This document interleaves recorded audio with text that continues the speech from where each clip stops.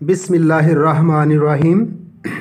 अस्सलामुअलैकुम स्टूडेंट्स, कैसे हैं? मैं मोहम्मद अब्बास अपने यूट्यूब चैनल मेहर अब्बास एजुकेशन ट्यूब मैथ के साथ और आपके लिए आज physics 9th class unit number 6 जो कि नया यूनिट शुरू हो रहा है उसकी पहली वीडियो और टॉपिक पहला जो स्मार्ट सिलेबस का हिस्सा है। वैसे तो इस यूनिट का पहला टॉपिक वर्क है, लेकिन वो स्मार्ट सिलेबस में नहीं है, तो वर्क की डेफिनेशन करते चले। When a force acts on a body and displaces it through a displacement S R D, the product of force and displacement is called work. जब कोई फोर्स किसी बॉडी पे अमल करती है तो फिर उसके अंदर जो डिस्प्लेसमेंट पैदा होता है तो फोर्स और डिस्प्लेसमेंट का हासिल ज़रब वर्क कहलाता है। वर्क का यूनिट जूल है। चूँकि वर्क हमारे स्मार्ट सिलेबस का हिस्सा नहीं है इसलिए हम इसकी वीडियो भी नहीं बनाने जा रहे। तो पहला टॉपिक जो स्मार्ट सिलेबस का हिस्सा है वो है एनर्जी एंड काइनेटिक एनर्जी। तो एनर्जी का क्वेश्चन तो शॉर्ट क्वेश्चन इम्तहान में आता है। सवाल कुछ यूं पूछा जाता है, define energy and give some examples. तो ऐसा ही करेंगे, एनर्जी की डेफिनेशन करेंगे और इसकी चंद एक एग्जांपल्स और इसकी टाइप्स लिखेंगे। तो इसके बाद अहम जो टॉपिक है वो है define kinetic energy and derive its equation, यानी काइनेटिक एनर्जी को डिफाइन करो and prove that K is equal to half mv²। ये असल में क्वेश्चन है, तो हम इसी को ही डिटेल से बयान करेंगे। तो टॉपिक शुरू करने से पहले आपसे रिक्वेस्ट है कि आप अगर मेरे चैनल पर नए हैं या अभी तक मेरा चैनल सब्सक्राइब नहीं किया तो इसको सब्सक्राइब ज़रूर करें, बेल आइकन क्लिक करें, लाइक भी करें। बेल आइकन इसलिए क्लिक करें ताकि नई वीडियो का नोटिफिकेशन आपको मिल सके। तो चलते हैं टॉपिक की तरफ। डेफिनेशन एनर्जी की दो तरह से मैंने डिफाइन कर दिया है एनर्जी को, सुनिएगा। The capacity of a body to do the work is called energy. किसी जिस्म के काम करने की सलाहियत को एनर्जी कहते हैं। तो इसी को हम इस तरह भी बयान कर सकते हैं, the ability of a body to do the work is called energy. ये भी वही है कि किसी बॉडी के अंदर काम करने की जो काबिलियत होती है, जो सलाहियत होती है, जो गुंजाइश होती है, यूँ भी कह सकते हैं, उसको हम एनर्जी का नाम देते हैं। तो बॉडी कोई मोशन में हो, कोई किसी हाइट से गिर रही हो, कोई लाइट चल रही हो, कोई पंखा चल रहा हो और कोई गाड़ी मूव कर रही हो, तो सब के अंदर एनर्जी मौजूद होती है। इसकी चंद एक टाइप्स के भी नाम बताते चलें, mechanical energy, heat energy, light energy, sound energy, etc. ये एनर्जी की डिफरेंट फॉर्म्स हैं और फिर एनर्जी एक से दूसरी फॉर्म में चेंज होती रहती है, लेकिन इसकी टोटल अमाउंट कांस्टेंट रहती है। इसको law of conservation of energy भी कहते हैं। एक एग्जाम्पल इसकी भी देते चलें, सामने डायाग्राम भी बहुत कुछ बता रही है। फॉर एग्जाम्पल, जब पानी को डैम्स के अंदर स्टोर किया जाता है तो वो हाइट पे होता है, उसके अंदर ग्रेविटेशनल पोटेंशियल एनर्जी होती है। जब उसको नीचे टनल्स के जरिए नीचे गिराया जाता है तो उसकी पोटेंशियल एनर्जी काइनेटिक एनर्जी में चेंज हो जाती है।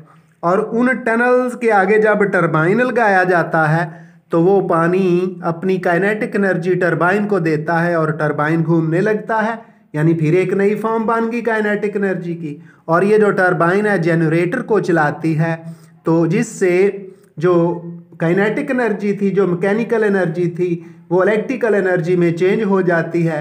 यही इलेक्ट्रिसिटी चलती हुई जब हमारे घरों में या शहरों की तरफ या मिलों में जाती है, अगर ये लाइट चलाएगी तो लाइट एनर्जी बन जाएगी, हीटर चलाएगी तो हीट एनर्जी हो जाएगी, पंखा चलाएगी तो दोबारा ये काइनेटिक और मैकेनिकल एनर्जी में चेंज हो जाती है, इसका लॉस नहीं होता। तो हम कह सकते हैं कि एनर्जी कांस्टेंट रहती है, ये अपनी फॉर्म्स चेंज करती रहती है। सामने डायग्राम बनी हुई है, उसके अंदर ये सब कुछ दिखा दिया गया है।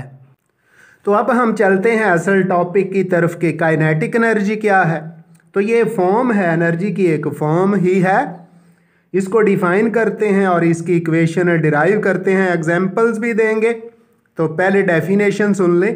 The energy possessed by a body due to its motion is called kinetic energy. सामने डेफिनेशन लिखी हुई भी नजर आ रही है। The energy possessed by a body due to its motion is called kinetic energy, यानी किसी बॉडी के अंदर उसकी मोशन की वजह से जो एनर्जी होती है उसको हम काइनेटिक एनर्जी का नाम देते हैं। तो चंद एक एग्जांपल्स सुन लें।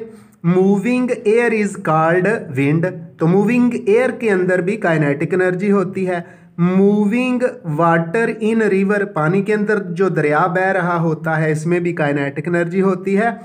और रनिंग बस, तो सड़क पर, रोड पर जो बस चल रही है उसके अंदर भी काइनेटिक एनर्जी होती है। तो ये चंद एक एग्जांपल्स थी जिसके अंदर हमने डेफिनेशन के मुताबिक the energy possessed by body due to its motion is called kinetic energy, क्योंकि एयर भी मोशन में है, पानी भी मोशन में है और बस भी मोशन में है, तो सबके अंदर काइनेटिक एनर्जी मौजूद है। अब हम इक्वेशन को कैसे प्रूव करना है इसकी तरफ चलते हैं। सामने मुख्तलिफ डायाग्राम्स, एक ब्लॉक है उसकी डायाग्राम बनी हुई नजर आ रही है। Consider a body of mass m, तो सामने डायग्राम के अंदर एक बॉडी बनी हुई नजर आ रही है, इस बॉडी का मास m कह दिया हमने। मूविंग विद वेलोसिटी v, तो शुरू वाली जो बॉडी की वेलोसिटी होती है वो vi होती है, इसलिए हमने कह दिया कि ये जो बॉडी की वेलोसिटी vi है ये v के इक्वल है। Moving with velocity v, the body stops after moving through some distance, तो जब बॉडी चल रही होती है, जब बॉडी पे ब्रेक लगता है, जब इस पर कोई फोर्स ऑफ फ्रिक्शन अमल करती है तो ये कुछ डिस्टेंस कवर करके रुक जाती है।